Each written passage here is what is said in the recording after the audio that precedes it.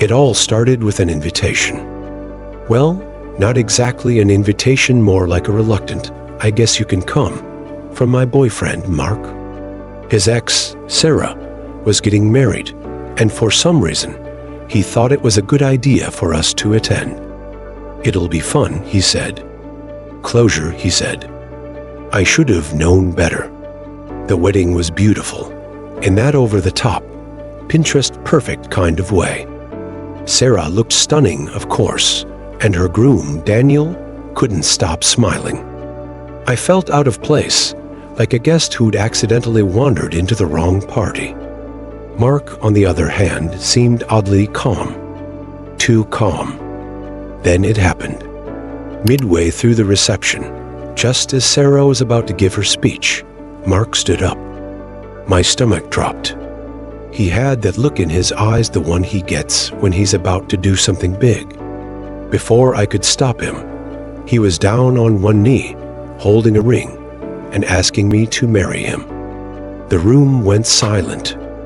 I could feel every pair of eyes on us, Sarah's wide with shock, Daniel's narrowing with anger, the guests whispering behind their champagne glasses. My face burned.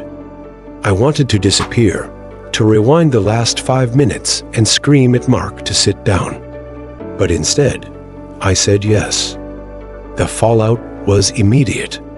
Sarah stormed out, her wedding dress trailing behind her like a scene from a soap opera.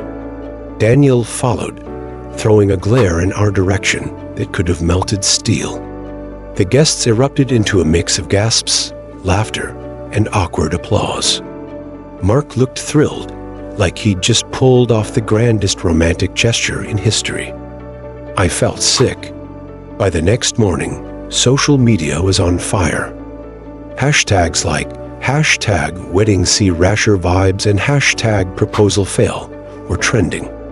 My phone buzzed nonstop with angry texts from Sarah, passive-aggressive comments from mutual friends, and even a few memes featuring my horrified face. Mark didn't seem to care. "They'll get over it," he said, brushing off my concerns. But I couldn't shake the guilt. Was I the villain for saying yes? Should I have stopped him? Or was this entirely his fault? The more I thought about it, the more I realized how selfish the whole thing was. Mark hadn't proposed because it was the perfect moment. He'd done it to make a statement, to prove something to Sarah, to himself, to everyone. And I'd played right into it.